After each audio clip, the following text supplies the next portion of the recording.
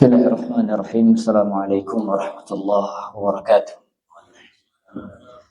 Alhamdulillahilladzi hadana li hadza wa ma kunna linahtadiya lawla an hadana Allah. Asyhadu an la ilaha illallah wahdahu la syarika lah wa asyhadu anna Muhammadan 'abduhu wa rasuluh. Allahumma shalli wa sallim ala nabiyyina Muhammadin wa ala alihi wa sahbihi wa sallam tasliman katsira. Subhanaka la ilma lana illa ma 'allamtana innaka antal alimul hakim. Rabbi shrah li sadri wa yassir li amri wa hlul 'uqdatam min lisani yafqahu qawli. Allahumma 'allimna ma yanfa'una wa anfa'na bima 'allamtana wa zidna 'ilma. Allahumma aslih lana sya'nana kullahu wa la takilna ila anfusina tarfata 'ain. Allahumma amin. Jemaah kaum muslimin rahimakumullah, alhamdulillah. Bersyukur kita haturkan kepada Allah Subhanahu wa taala, Rabb yang Maha Pengasih lagi Maha Penyayang, yang kebaikannya senantiasa kita rasakan, nikmat dan anugerahnya senantiasa menyertai dalam setiap waktu dan kesempatan. Walaupun terkadang kebaikan Allah sering kita lupakan, atau bahkan terkadang nikmat Allah itu kita gunakan untuk bermaksiat kepada Ar-Rahman. Tapi Allah Ar-Rahman Ar-Rahim tidak serta-merta menghentikan semua nikmat itu dari kita, karena Allah Maha Pengasih lagi Maha Penyayang. Harapannya kita semua bisa semakin hari semakin baik, sadar untuk meningkatkan kualitas diri dan bertobat dari kekurangan-kekurangan dan berusaha untuk menyempurnakan dari hari ke hari. Semoga Allah Ta'ala mudahkan kita untuk menjadi hamba yang senantiasa bersyukur atas semua nikmat yang Allah anugerahkan kepada kita. Jemaah kaum muslim rahimakumullah, 3 atau 4 hari insyaallah kita akan kedatangan tamu agung, tamu yang sangat mulia dan istimewa, tamu yang dinanti dan dirindukan oleh orang-orang beriman, yaitu bulan Ramadan. Ramadan, bulan di mana Allah lipat gandakan pahala kebaikan. Ramadan adalah bulan penuh keberkahan. Ramadan adalah bulan di mana Allah buka pintu surga dan Allah tutup pintu neraka. Ramadan di mana Allah membelenggu setan-setan. Ramadan adalah bulan di mana di dalamnya ada satu malam yang lebih baik daripada 1000 bulan. Ramadan merupakan bulan perubahan. Dalam sebuah disebutkan, wa yunadi munadin ya baghiyal khair aqbil wa ya baghiyal syarr aqsir. Di malam-malam Ramadan senantiasa ada malaikat yang berseru, wahai para pecinta kebaikan, wahai para perindu kebaikan, aqbil, kemarilah. Ini saatnya untuk memperbaiki diri. Ini saatnya untuk semangat. Ini saatnya untuk bersungguh-sungguh dalam beramal. Wa ya baghiyash syarr aqsir, wahai para pecinta kemaksiatan, perindu keburukan, bertobatlah, berhentilah. Ramadan merupakan momentum terbaik untuk membenahi diri, untuk memperbaiki diri, untuk menjadi hamba yang lebih bertakwa kepada Allah Sang Pencipta. Ramadan memang momentum yang sangat tepat untuk merubah diri kita menjadi diri yang lebih baik, diri yang bertakwa. Namun jemaah sekalian, perlu kita ingat, perubahan yang kita inginkan itu tidak akan bisa kita gapai kalau kita tidak melakukan sebab-sebab. Karena keinginan tanpa ada action itu sama dengan angan-angan belaka, tidak ada yang berubah. Maka bagi kita semua yang ingin Ramadan ini menjadi lebih baik, menjadi pribadi yang lebih bertakwa, pribadi yang lebih dekat pada Allah Sang Pencipta, maka dari sekarang kita perlu melakukan persiapan-persiapan agar Ramadan tiba kita siap untuk menyantap hidangan amal soleh yang beraneka ragam, yang semua itu akan menjadi peningkat iman kita. menjadi sebab kita menjadi lebih baik dan lebih dekat kepada Allah Sang Pencipta. Maka persiapan yang paling pertama adalah tumbuhkan tekad dan kuatkan keinginan untuk menjadi lebih baik di Ramadan. Karena niat yang kuat, tekad yang bulat untuk menjadi lebih baik itu sangat penting. Karena seseorang itu tidak akan berubah kalau niatnya nggak pernah mau berubah. Dia nggak pernah berpikir akan menjadi baik, bagaimana akan berubah. Makanya pertama, bagi kita yang ingin maksimal Ramadan, menjadi hamba yang lebih bertakwa, dari sekarang camkan, kuatkan tekad, kuatkan kemauan. Saya di Ramadan insya Allah akan meningkatkan kualitas diri saya dengan berbagai macam amal kebaikan. Karena beda sekali orang yang punya niat dari awal dengan yang tidak punya niat. Yang kedua, jemaah sekalian, bersihkan jiwa dan hati kita dari segala noda maksiat dan dosa dengan cara bertaubat kepada Allah Subhanahu wa taala. Karena jemaah sekalian, hati kita itu bagaikan tanah bagi tanaman. Jika tanah itu tidak subur, maka seunggul apapun itu bibit yang ditanam tidak akan menghasilkan panen yang maksimal. Kenapa? Karena tempat tumbuhnya si bibit itu tidak baik, tidak subur, sehingga tidak mendukung bibit itu tumbuh dengan baik. Pun demikian hati kita, jemaah sekalian. Hati kita itu adalah ladangnya iman, tempat tumbuhnya iman, tempat tumbuhnya amal soleh. Ketika hati kita kotor dengan noda-noda maksiat, maka tumbuhan keimanan, tumbuhan amal-amal soleh itu akan sangat sulit untuk tumbuh di hati-hati yang kotor itu. Maka dari sekarang kita harus berusaha untuk membersihkan jiwa kita, mempersiapkan hati untuk menyambut kedatangan Ramadan. Karena jemaah sekalian, dosa-dosa yang kita lakukan, yang kita kumpulkan itu akan menghalangi kita untuk mendapatkan taufik Allah Subhanahu wa taala. Oleh karena itu Ibnu Qayyim pernah mengatakan kitabnya, di antara hukuman bagi pelaku maksiat, hirmanut ta'ah, dihalangi dari kebaikan. Semakin orang itu banyak bermaksiat, semakin berat untuk berbuat baik. So ketika ditanya, qila di Mas'ud radhiyallahu anhu, Ibnu Mas'ud ditanya, "Ma nastati'u qiyamal lail?" Wahai Ibnu Mas'ud, kami itu enggak mampu salat malam. Ini pada di zaman masih zaman tabi'in. Wahai Ibnu Mas'ud, kami itu enggak mampu bangun malam. Mungkin dia udah berusaha untuk nyetel beker barangkali. Apa kejawab beliau radhiyallahu anhu? Aq'adatkum dzunubukum. Dosa-dosa kalian itu telah menghalangi kalian untuk bangun. Kalian berat bangun karena dosa yang menumpuk, yang membuat kalian tidak mampu untuk mendekat kepada Allah Subhanahu wa taala. Karena bangun di akhir malam itu jemaah sekalian, itu bangun di waktu yang luar biasa. Dan hanya orang-orang yang dekat dengan Allah yang Allah bangunkan, yang Allah mudahkan untuk bangun.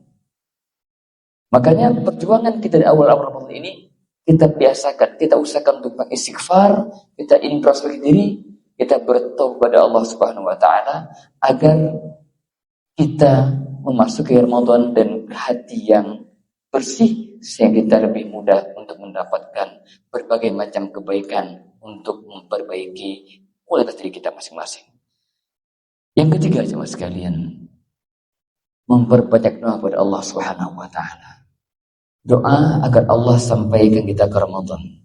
Doa agar Allah berikan pertolongan kepada kita agar kita bisa maksimal dalam mengisi Ramadan. Jangan pernah kita merasa hebat, saya kuat, saya mampu tanpa pertolongan Allah. Lah. Kita itu hamba-hamba yang lemah. Kita hamba-hamba yang sangat banyak kekurangannya. Kalau Allah tidak bantu kita, Allah tidak tolong kita, pastilah kita tidak bisa berbuat apa-apa.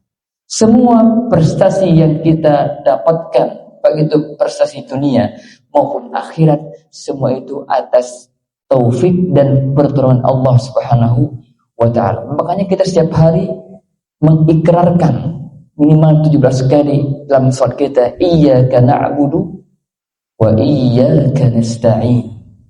Hanya kepada Engkaulah kami menyembah. Ini ikrar. Dan hanya kepada Engkaulah kami minta pertolongan. Minta pertolongan pada Allah untuk segala hal. Maka libatkan Allah dalam setiap urusan kita. Baik urusan duniawi, terlebih urusan akhirat.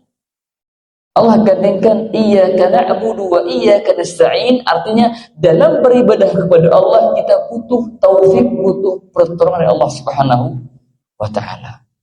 Makanya syiar seorang mukmin itu hendaknya la haula wala quwata illa billah. Tidak ada daya, tidak ada upaya, tidak ada kekuatan kecuali atas pertolongan Allah Subhanahu wa ta'ala. Oleh karenanya Nabi kita Muhammad SAW pernah mengajarkan doa yang mulia pada sahabat yang mulia Mu'adz bin Jabal. Ya Mu'adz, la tad'anna dubura kulli salatin taqula Allahumma a'inni ala dzikrika wa syukrika wa husni ibadatik.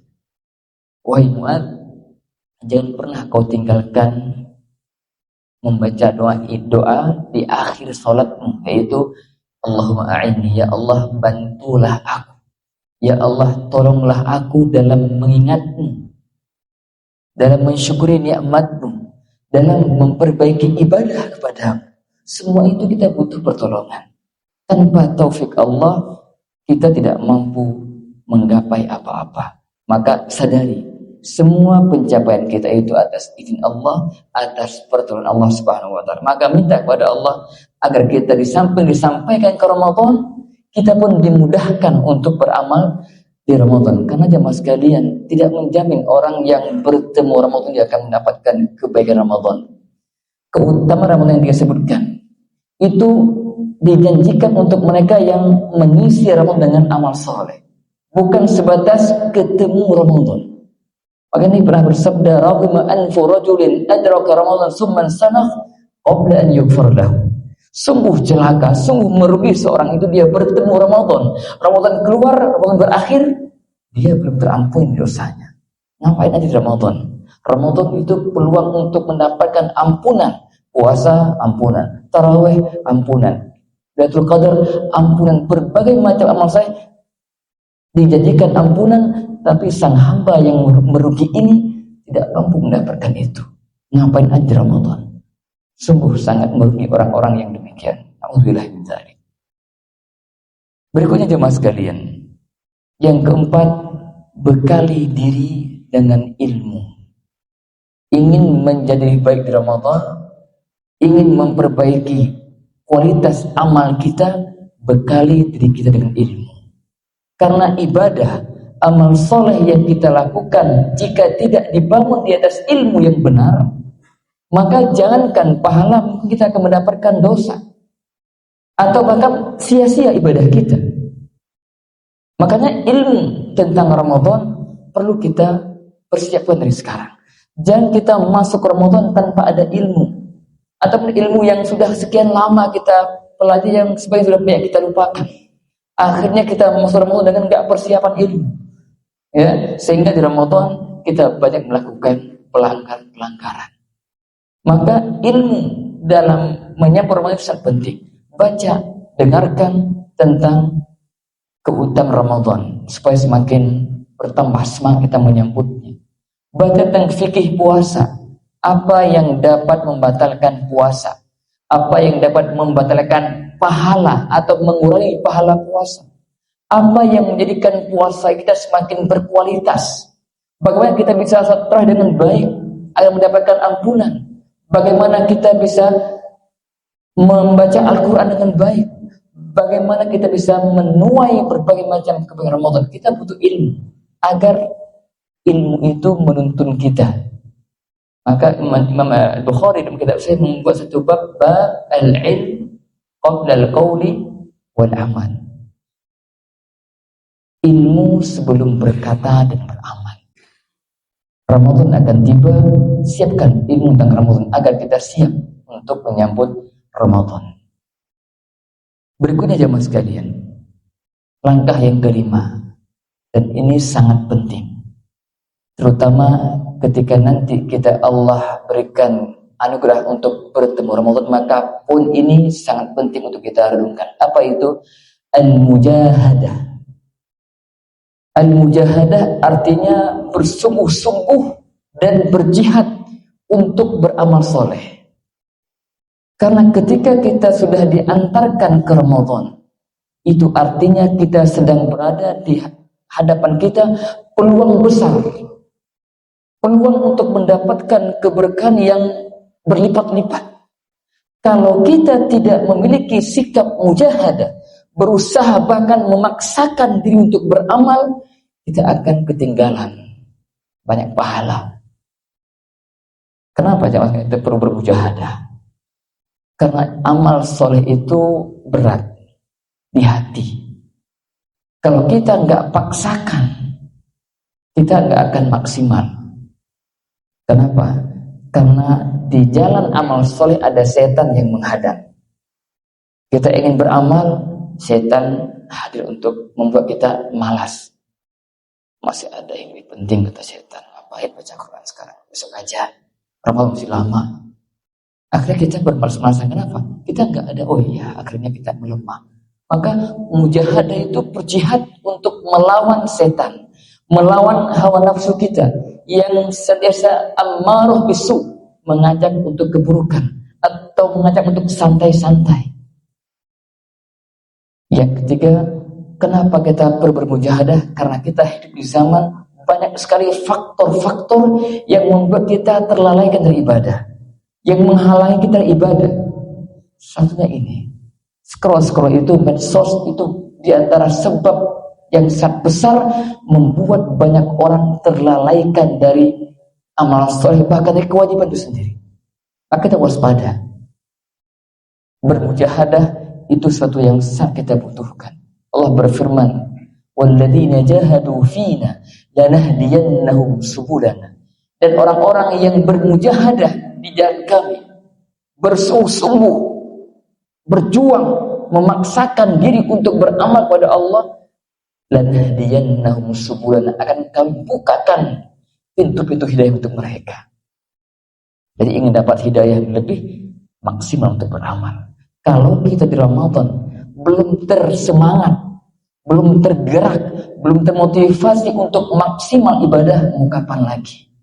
Bukankah Ramadan bulan di mana Allah mudahkan kita untuk beramal?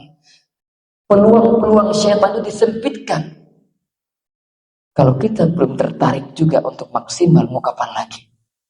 Maka sangat tepat kalau katakan Ramadan momentum perubahan. Kita jadikan Ramadan benar-benar merubah hidup kita, merubah cara pikir kita, merubah semangat kita menjadi lebih baik. Lagi-lagi, kalau bukan di Ramadan, mau kapan lagi? Berapa Ramadan telah kita lalui? Dan kita perlu evaluasi, apakah Ramadan yang telah berlalu sudah maksimal kita gunakan untuk kebaikan atau banyak kita lalaikan? Ramadan yang akan datang semoga menjadi peluang terbaik untuk kita memperbaiki diri kita. Yang keenam, jemaah sekalian, di antara hal penting yang perlu kita camkan, terutama di Ramadan, dan hal itu bisa kita mulai dari sekarang. Apa itu? Hindari segala sesuatu yang dapat menguras waktu kita sia-sia. Sekarang banyak waktu yang kita miliki yang mungkin diantaranya nilainya 0, sia-sia, tidak bernilai pahala. Dan itu harus kita manage dari sekarang. Jangan sampai kebiasaan mungkin sebagian kita yang waktunya habis untuk scroll atau untuk hal-hal yang tidak berfaedah itu terbawa ke Ramadan.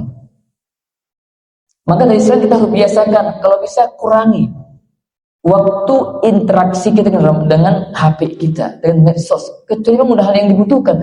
Kalau hanya sebatas scroll, lihat apa berita hari ini, itu nggak penting. Nggak membuat iman kita bertambah, justru bahkan kadang membuat kita itu bermaksiat karena informasi yang kita baca atau yang kita ketahui.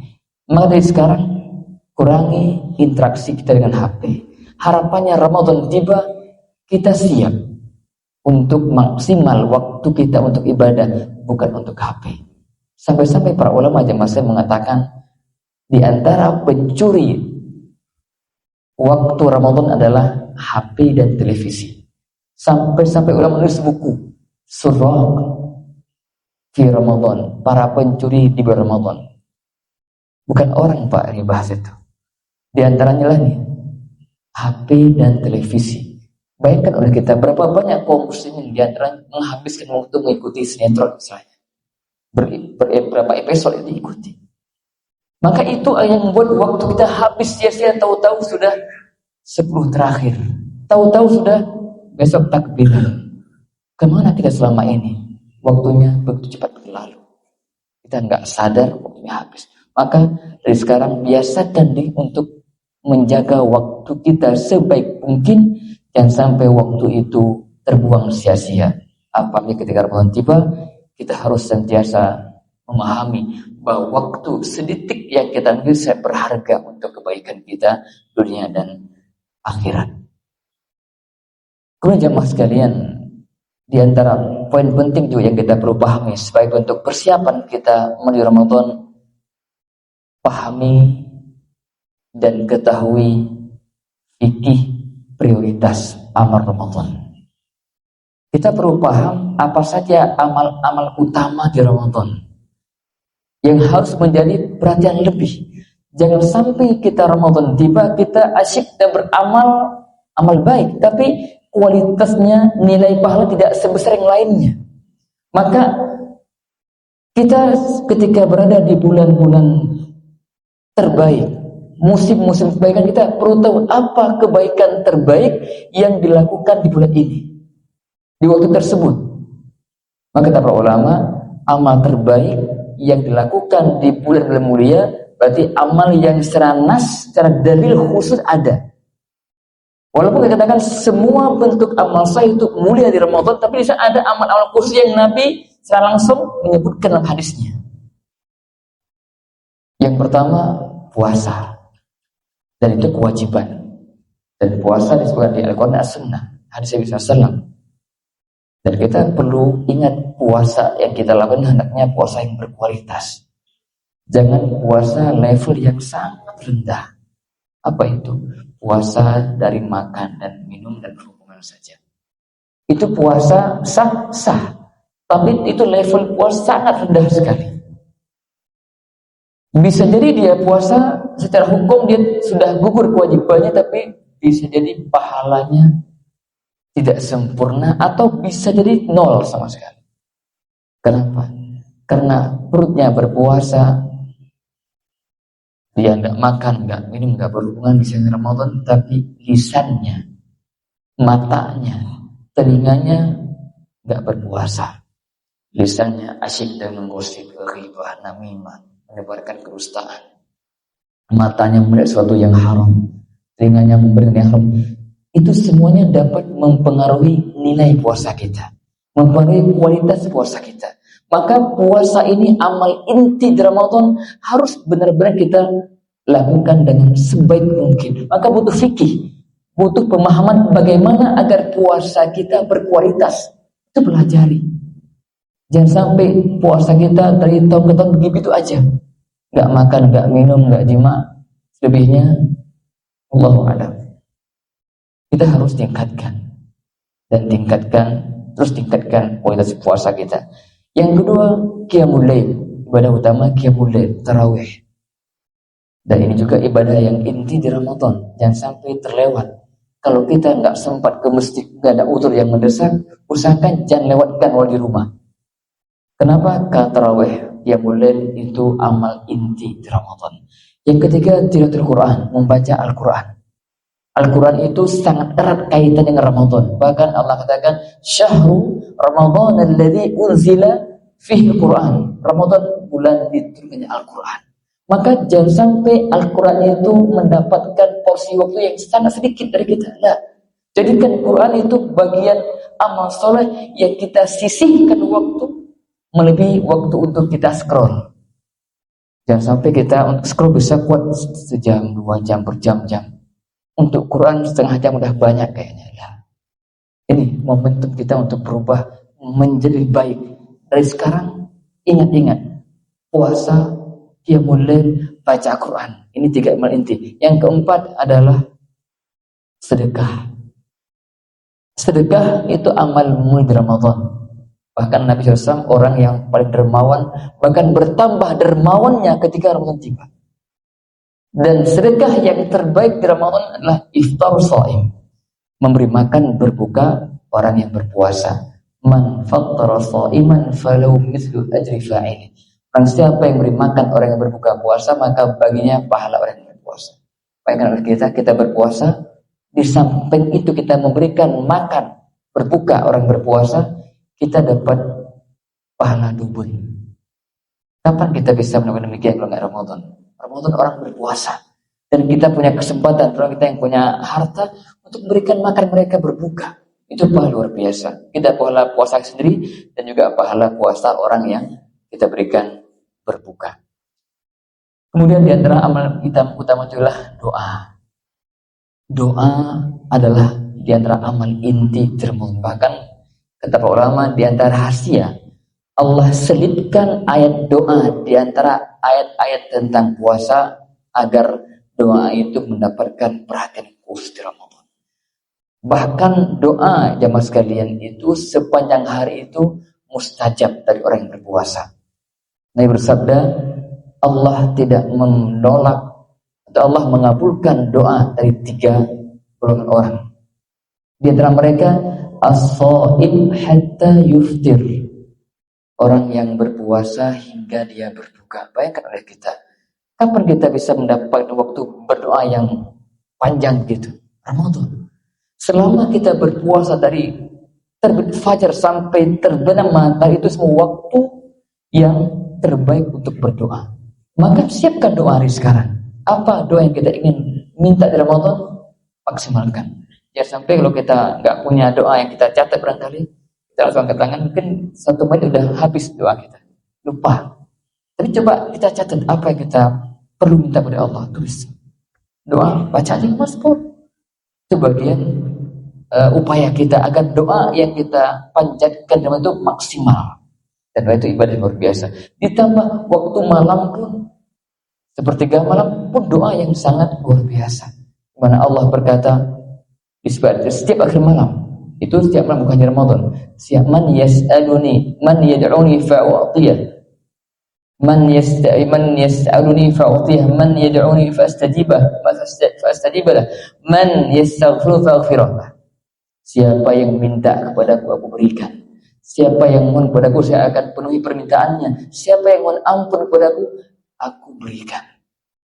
Maka ada seorang yang disebutkan ketika dia bawa seperti malam, dia mengatakan ana, saya ya Rabb, saya.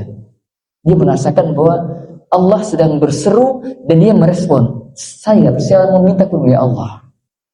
Ini Ramadan, ya. Jadi saya ulangi, amal utama yang pertama puasa, maksimalkan. Kemudian qiyamul lail, kemudian tilawah Al-Quran, yang berikutnya sedekah, terutama iftar shaim, yang berikutnya adalah memperbanyak doa kepada Allah SWT, dan terakhir adalah i'tikaf.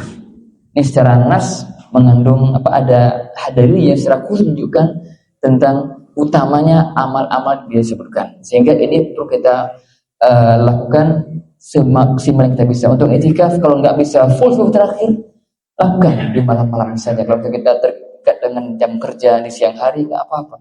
Bisa kita i'tikaf pada isya, habis tarawih, nggak langsung pulang. Itu berapa jam? Dibolehkan. Daripada nggak sama sekali. Dan jangan lewatkan malam-malam ganjil, karena itu kesempatan besar untuk mendapat Lailatul Qadar. Dan yang terakhir jamaah sekalian, buat target Ramadan dari sekarang. Apa yang ingin kita capai di Ramadan? Puasa yang bagaimana kita inginkan? Tarawih yang seperti apa yang kita harapkan? Baca Quran berapa inginkan? Berapa orang yang ingin kita berikan iftarnya? Dan buat target semua di Ramadan yang ingin kita gapai. Agar apa?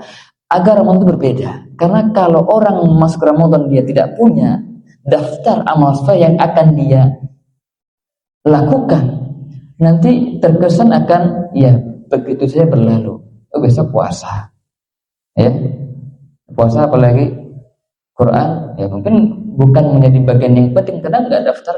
Tapi kalau kita persiapkan daftar amal soleh, ada puasa, ada tilawah Quran berapa setiap hari, insya Allah kita bisa lihat dan bisa evaluasi setiap harinya. Ini pentingnya evaluasi.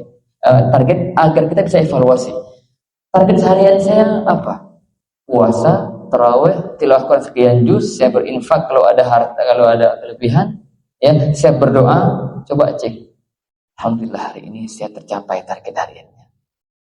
Coba kalau kita nggak punya target, nggak punya daftar target amal soleh, cepat, boleh kita bisa apa yang kita evaluasi? Makanya kan dimanapun itu dievaluasi program yang sudah digulirkan, dievaluasi program apa, berhasil enggak? Kita buat program Ramadan, program DKM, ada program Ramadan DKM, apa? Ada santunan yatim antaranya, ya, yang mulai dari tarawih, ada i'tikaf, itu nanti dievaluasi gimana? Tahun ini, oh masya Allah sukses, alhamdulillah. Pun kita pribadi kita punya program juga, program amal soleh di Ramadan, saya pribadi. Apa saja catat, agar apa? Siap malam mau tidur, lihat lagi, alhamdulillah. Syukur Allah, Allah mudahkan kita hari untuk memaksimalkan target kita.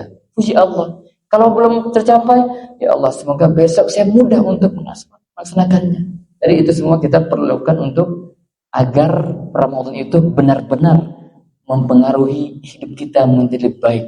Ramadan adalah momentum perubahan baik kita.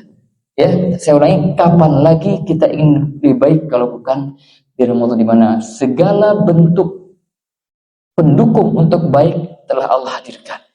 Pintu surga dibuka, itu artinya dimudahkan menuju surga, dimudahkan untuk beramal soleh. Semoga Allah Subhanahu wa taala mudahkan kita semua untuk bisa maksim di Ramadan dan bisa menggapai segala keberkahan Ramadan, juga bisa menjadi hamba Allah yang bertakwa, hamba yang senantiasa ingat akan hak Allah Subhanahu wa taala, karena setiap bulan insyaallah kita akan masuk madrasah, masuk pendidikan Ramadan. Harapannya ketika Ramadan berakhir kita lulus dengan predikat al-muttaqin.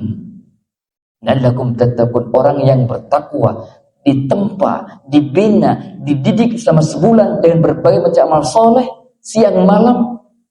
Tujuannya, harapannya kita bisa menjadi pribadi yang bertakwa kepada Allah Subhanahu wa taala. Wallahu a'lam, demikian yang disampaikan. Barangkali ada yang mau ditanyakan di persilakan. Apakah dalam berdoa itu perlu ada urutan hamdalah dan selawat kapan pun kita berdoa, atau itu hanya doa umum saja ya? Allah menyebutkan bahwa di antara adab ya, ini bukan kewajiban, tapi adab dalam berdoa itu memulai dengan hamdalah kemudian selawat. Dan ini berlaku umum, baik doa misalnya umum atau doa saya pribadi, itu dianjurkan, disunnahkan untuk memulai dengan pujian dulu dan kemudian selawat, baru menyampaikan hajat kita. Dan hal ini seperti pujian Allah contohkan ini Al-Fatihah, Alhamdulillahirabbil alamin, semua pujian. Ar-Rahmanir Rahim, Malik, pujian, baru kemudian ihdinas siratal mustaqim, ya Rabb, permintaan kita. Kata ulama ini rahasia bahwa Allah itu sangat suka dipuji. Allah berat dipuji karena Allah Maha sempurna. Dan pujian itu menjadi salah satu sebab doa lebih mudah dikabulkan.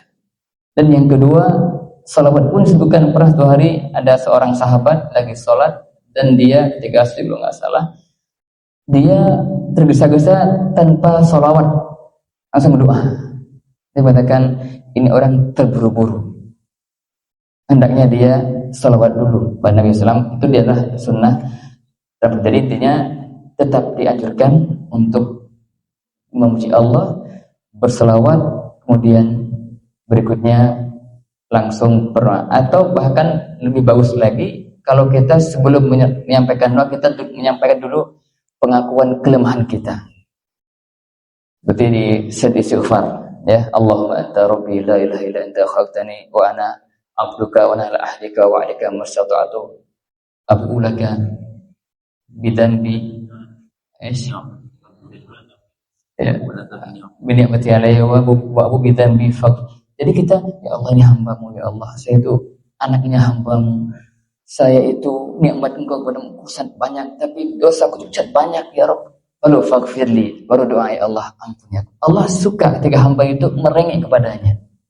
Ya, makanya kata para ulama, kalau minta kepada Allah, alihu bidu'a. Walaupun ini hadis yang mengatakan dhaif, alihu itu merengek kepada Allah ketika meminta. Dan Allah senang pada sang hamba itu yang menunjukkan betapa butuhnya dia kepada Allah. Kan kadang doanya itu beda dengan berdoa sih, ya Allah. Ya, antum perhatikan, nggak ada sebuah video yang beredar, Bu, ya. Dia doa itu sampai nangis, ya. Sekarang dia langsung ngomong kepada Allah. Saking suasana hati itu luar biasa. Makanya di samping dari itu memberikan adab-adab berdoa, juga itu ketundukan hati, merasa kita itu lemah, butuh pada Allah, itu perlu dihati. Itu yang membuat satu doa itu lebih mudah untuk dikabulkan. Allahu a'lam. Nah, terkait dengan sebagian orang yang memiliki profesi yang menuntut dia untuk bekerja keras, sehingga kalau dia untuk ini juga puasa, ya, ketika dia berpuasa dia nggak akan mampu bekerja. Kenapa nih puasa jadi pembahasan? Karena puasa wajib. Gitu, yang lain itu kan sunnah, sehingga ditinggal nggak masalah. Tapi karena puasa itu wajib, sehingga ulama itu membahas bagaimana status orang yang punya pekerjaan yang berat dan jika dia berpuasa maka dia nggak mau bekerja. Ulama memberikan penjelasan begini: pekerja, pertama, jika dia mampu untuk libur, itu lakukan. Tentu konsekuensinya jelas. Tidak keluarga tetap terperhatikan, dapat. Tapi langsung kita ke poinnya. Kalau dia ini sudah berusaha tidak bisa, nggak ada peluang lain untuk mendapatkan nafkah hidupnya kecuali bekerja keras itu, dan dia bekerja itu kalau nggak kerja dia nggak dapat makan, kurang keluarga aja pada kelaparan. Artinya ini tidak boleh, tidak, sudah darurat, harus bekerja. Bagaimana? Apakah dia boleh nggak berpuasa atau tidak boleh? Perlu mengatakan orang yang semacam itu, baik dia pekerja keras ataupun namanya itu, ya, pekerja keras, jika dia tinggal di mukim, tinggal di kampung misalnya, dia bukan musafir. Ini kalau di bahasanya mungkin di sopir truk musafir gitu, ya, itu kan ada rukhsah, memang secara hukum ada rukhsah orang musafir itu boleh tidak berpuasa, nanti diqadha di hari yang lainnya. Tapi kalau pekerja bangunan contohnya yang tadi kerja keras, setiap hari dia akan manggul semen segala macamnya gitu, ya, maka kata para ulama, di malam hari dia tetap sahur, niat berpuasa. Besok paginya niat berpuasa. Nah, ketika dia bekerja, ternyata di tengah-tengah dia udah nggak kuat. Ini kalau dia nggak buka, dia bisa lewat. Maka kata ulama, dia boleh makan secukupnya untuk menyambung atau melanjutkan energi, memberikan energinya. Segitu udah cukup, berhenti lagi. Nanti dia mengqadha di hari yang lain. Mengqadha dan jadi secara hukum kata ulama begitu, ya. Tetap dia niat berpuasa di malam hari, dan besok kalau dia pada waktu dia tidak mampu lagi, maka dia boleh berbuka secukupnya saja. Ya, ini kalau pekerja di dalam negeri, dan penting di kampungnya, bukan musafir. Kalau musafir tadi sudah jelas ada nasrah hukum, dia itu dapat rukhsah untuk tidak berpuasa ketika safar, dan dia menggantikan di udhur. Tapi untuk kalau yang ditanyakan, maka perlu solusinya begitu. Ya, tetap dia malam niat puasa, dia makan sahur, dan nanti pada siang hari jika merasa sudah nggak mampu, maka boleh dia berbuka. Konsekuensinya nanti dia akan mengqadha hari tersebut. Allahu a'lam. Itu yang saya pelajari dan saya dapatkan fatwa dari para ulama tentang kasus orang yang punya pekerjaan seperti itu. Allahu a'lam. Secara hadis tidak ada. Cuma para ulama itu mengkiaskan ini istita'ah. Fattaqullaha mastata'tum. Ketika ini kondisi dia membahayakan, maka berlaku hukum. Secara kaidah fikih, ad-darurat tubihul mahdurat. Jadi kaidah fikih berlaku begini. Kondisi yang mendesak itu membolehkan sesuatu yang enggak boleh. Jadi kaidah begitu, ya. Contoh nih, Allah mengharamkan babi, bangkai. Tapi ketika kondisi darurat, boleh enggak? boleh sebatas dia menjaga hidupnya. Allah mengatakan innama harrama 'alaikumul maitata wad-dama wa lahmal khinzir wa ma uhilla bihi ligairillah faman ittara ghaira baghin wa la'ana fala itsma 'alaih. Tapi barang siapa yang terpaksa untuk makan bangkai atau babi dari babi, mendesak emergensi, kalau dia nggak makan dia akan mati, maka dia boleh makan secukupnya, tidak berlebihan, fala itsma 'alaih. Dia nggak punya dosa. Sama itu orang yang tadi itu kerja siang di tadi itu untuk menafkahi keluarganya, kalau yang nggak kerja nggak dapat nafkah, dan dia ternyata sampai pada level dia nggak mampu lagi bekerja tanpa dia harus berbuka, maka saat itu berlaku hukum ad-darurah tubihul mahdurat. Dan demikian kaidah yang disebut oleh para ulama tentang kasus-kasus yang semisal. Ini berlaku umum baik puasa ataupun yang lainnya. Wallahu a'lam. Nah, baik, ada lagi hukum mana yang lebih baik kita baca Quran khataman, ya ngebut gitu ya, dan baca terus tanpa tadabbur, tanpa membaca arti. Sebenarnya kalau kita bisa gabung keduanya itu lebih baik. Kita ada waktu untuk khataman tilawah saja, ada waktu yang kita sisihkan untuk baca plus terjemahnya. Itu kalau bisa kita gabungkan itu luar biasa. Itu menggabungkan dua kebaikan, ya. Walaupun mungkin sebagai kita mungkin sulit, masya Allah ini dua waktu. Tapi kalau kita mau, insya Allah bisa. Tinggal mau saja. Tapi kalau misalnya anggap saya kayaknya kalau untuk berdua agak berat, maka tidak mengapa. Ramadan karena ini waktunya waktu terbatas, ayyam ma'dudah, maka kata ulama tidak mengapa Ramadan, silahkan perbanyak untuk khataman, ya, membaca sebanyak-banyaknya Al-Quran, ya, walaupun nanti untuk makna bisa pelan. Maka kalau bisa sarankan, kalau bisa nggak apa-apa kita ada waktu. Ini mungkin kalau sebelumnya belum pernah kita lakukan, ya, Ramadan kali ini coba ada waktu untuk tilawah khusus, ada waktu untuk baca terjemah. Setengah jam lah terjemah, baca berapa lembar, baca terjemahannya, biar kita tahu lah minimal Ramadan ini ada berbeda gitu, ya. Sebelumnya mungkin hanya targetnya khatam berapa kali, sekarang khatam berapa kali masih berlanjut, tapi tambah waktunya untuk berusaha untuk mengerti apa sih yang Allah firmankan itu, yang setiap tahun saya khatam itu. Harapannya itu akan lebih luar biasa. Walaupun sebagian ulama mengatakan membaca seperti kata Ibnu Qayyim, qira'atu ayah ma tadabburin wa tafakkurin khairun min khatmah bighairi tafahum wa tafakkurin. Membaca satu ayat disertai tadabbur, tadabbur itu artinya memahaminya, lebih baik daripada mengkhatam sekali tanpa tadabbur. Ini kata Ibnu Qayyim, ya. Cuma kata para ulama, dan di fatwa sebagian para sahabat Nabi, bahwa membaca plus mentadabburi itu lebih utama daripada baca tanpa tadabbur. Karena secara pengaruh jemaah sekalian, pengaruh yang dahsyat itu ketika kita baca dan kita paham pesan-pesan Al-Quran. Oh, ternyata ini pesannya. Namun saya melanggar, ini ada pesan di Quran ini. Kalau kita nggak pernah tahu, ya lewat aja. Baca tentang dusta, kita harus berdusta, ya ghibah. Nah, kita nggak ngerti apa yang diperintah. Maka ketika kita bisa menggabungkan dua hal itu sangat luar biasa.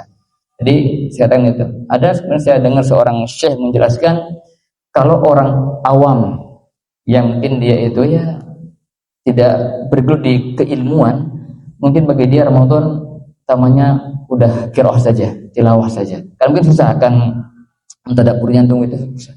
Jadi bagi para penuntut ilmu, ya para ustaz kalau bisa digabung, ya.